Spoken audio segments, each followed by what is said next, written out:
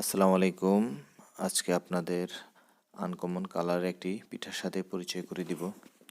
আমরা তো সচরাচর সাদা আতপ চাউলের ভাপা পিঠা খেয়ে থাকি, কিন্তু পাহাড়িরা সাদা আতপ চাউলের ভাপা পিঠা থেকে কালো বিন্নি ধানের চালের ভাপা পিঠাটাকে বেশি পছন্দ করে। তো শেষ বিকালে ঘুরতে বের হয়ে চোখে পড়লো, টেস্ট করে দেখলাম পিঠাগুলো খেতে খুবই সুস্বাদু এবং কি একটা 30 টাকা করে, দুইটা 60 টাকা দাম রেখেছে। তারপরে দিদিকে জিজ্ঞেস করলাম যে এগুলো বানানোর প্রক্রিয়া কি। তখন দিদি বলল যে আমাদের দেশি যে আতপ চাউলগুলো আছে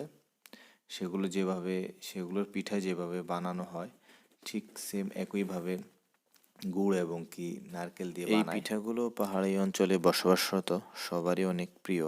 যারা শীতে পাহাড়ি অঞ্চলে ঘুরতে আসেন, পিঠাগুলো একবার হলেও খেয়ে দেখবেন, মুখে লেগে থাকার মতো স্বাদ। এবং কি প্রেজেন্টেশন পদ্ধতিটাও কিন্তু খুবই সুন্দর ছিল, কাঁঠাল পাতার উপরে পিঠা। এক কথায় প্রেজেন্টেশন পদ্ধতিটা আমাকে মুগ্ধ করেছে। ধন্যবাদ সবাইকে।